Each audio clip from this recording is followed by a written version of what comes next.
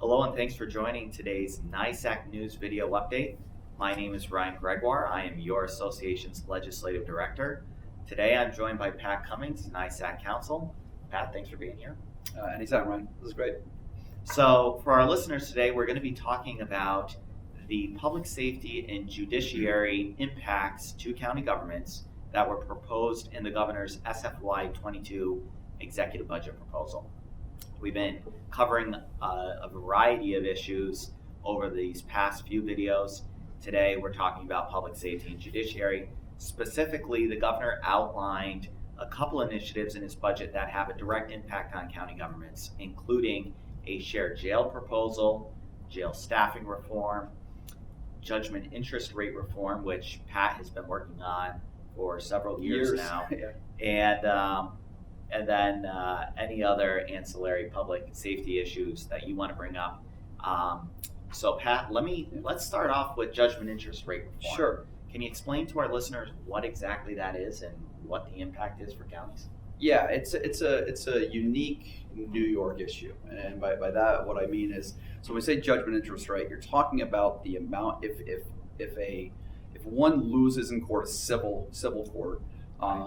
It's the amount that the percentage of interest one would have to pay while you're waiting for appeal if you lose again on that appeal. So it's in simple terms. It's a little bit more complex than that, but that's what you need to follow. And so why do we track that? Well, one, counties and government in general, we're usually on one side of a lawsuit, and that is we get sued. We don't typically sue. So it's usually where we're ones that are paying out in court if we lose.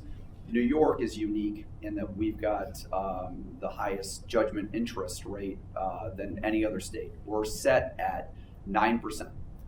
Usually what other states do is it's set on a federal interest rate, or we're close to. We're fixed at 9%. The reason we were fixed at that is this thing, it goes back to the 1970s. When the federal interest rates were about that, and so they locked it in, have never changed it since. Then the question is, I'm sure well, why does that matter, right? The reason it matters is not only would we have to pay out more, that's just one piece of it. It stops a county or government's ability in a lot of ways to make the appeal. I've been in these meetings. I've seen county attorneys talk about quite a bit. If they get you can only appeal a case if you feel that something wrong happened in the case, and so you appeal on those grounds of something improper happened or there was an improper ruling, and so you say, what, if we take this to a higher court, maybe they'll flip this around. But when the interest rate is so high, 9%, and these can take years to go through the court system, the fact alone of how much we're paying in interest weighs in.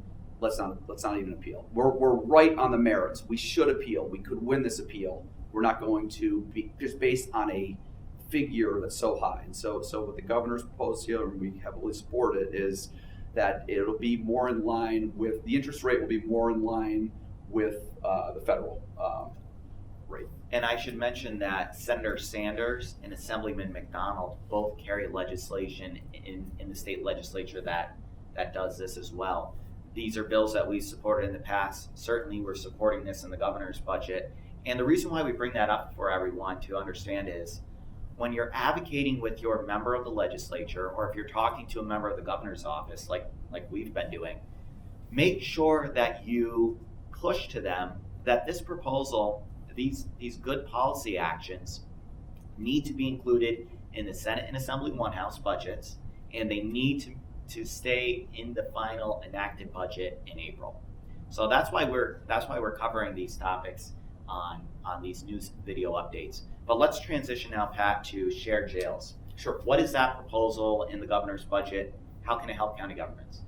Yeah, this is one that I think you're going to see a lot of debate on this year. And there's some misunderstanding already, I think, and it's hard, to figure out exactly what does this mean. And I think, in part, counties already have the ability to board out inmates. Let me rewind. Every county has one jail, right? That's under state law. every county has one sheriff. That is under state constitutional law. With this system currently, under that a county is allowed, if they've got, whether they've got more beds within a jail, or there's construction going on, or some kind of need, you can, to a border county, come into an agreement and allow some of the inmate overflow to go to the county currently. This happened in Schoharie County during the floods. Yes, and I think Greene County as well. There were some structural issues, and so they had to board out. Right? Now, so that this goes beyond that in our estimation.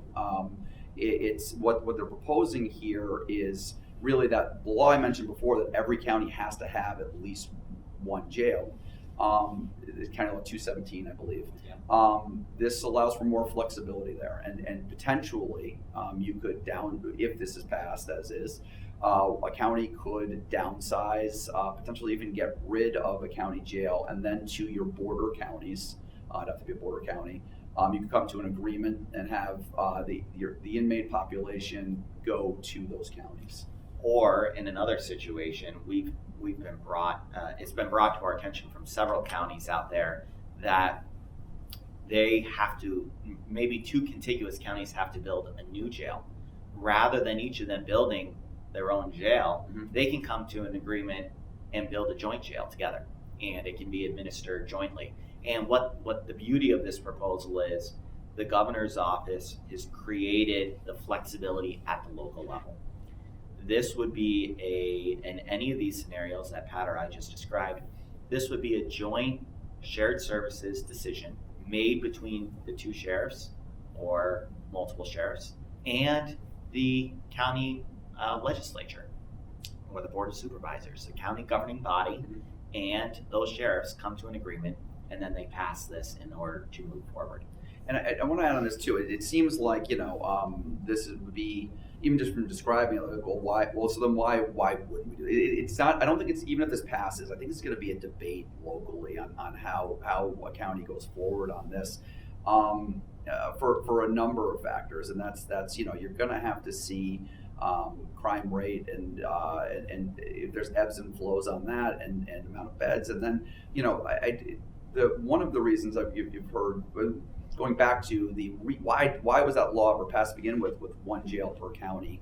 Part of the thought is, and this is not just with jails, with any county service, they make the service centralized in a high populated area to make the services closer to the people. And sure. And I'm sure this will come up if this passes, the debate of there are families and friends to come visit. Will they have that ability? Is that going to be cut off if we make more of a, for lack of a better term, regional jail? But I think that's in part why you're seeing we have to do it to a border county, contiguous county. Yes, yeah. I think that's part of the thought process there. Yeah, great. So the last point that I wanted to bring to everyone's attention, there's been a lot of discussion out there, Pat, on jail staffing reform. Certainly we've been fielding a lot of calls from members on this issue. The governor outlined in his executive budget briefing book, so just so everyone is aware, that's not specific budget language. It's not in a budget bill. But what the governor is intending on doing is working through the regulatory process to enact some changes to grant more flexibility at the local level. So Pat just talked about shared jails, and that proposal is in essence bringing more local control down to the county level. The same thing is going to happen with jail staffing reform. The governor is outlining a proposal that the sheriffs and county leaders will be able to come together to work on what makes sense for that county, which is the great way to go about doing this, because it should be up to the local jurisdiction to make those decisions. So before we conclude, Pat, is there any further comments, thoughts that you wanted to address to the audience? Yeah, one more thing I did want to point out, a real positive that we always support, and I think this goes under this category, and that's the Hurrell Herring, your indigent defense or public defense system will be getting an additional $50 million under this proposal for expanded services. This was part of the lawsuit agreement with the state that they'll bolster our public defense system. They've been true to that, adding 50 million more each year, and we're seeing that again this year. So, you can keep expanding those services and expect to in the upcoming year. Great, and for our listeners, you can all find these documents, the scorecard that we've mentioned, on the NYSAC website, nysac.org/NYS budget. And you can also register for our upcoming lobby event on March 10th and March 11th by visiting the NYSAC website, nysac.org/lobby day. So thanks again for tuning in. We look forward to seeing you again on the next NYSAC News video update.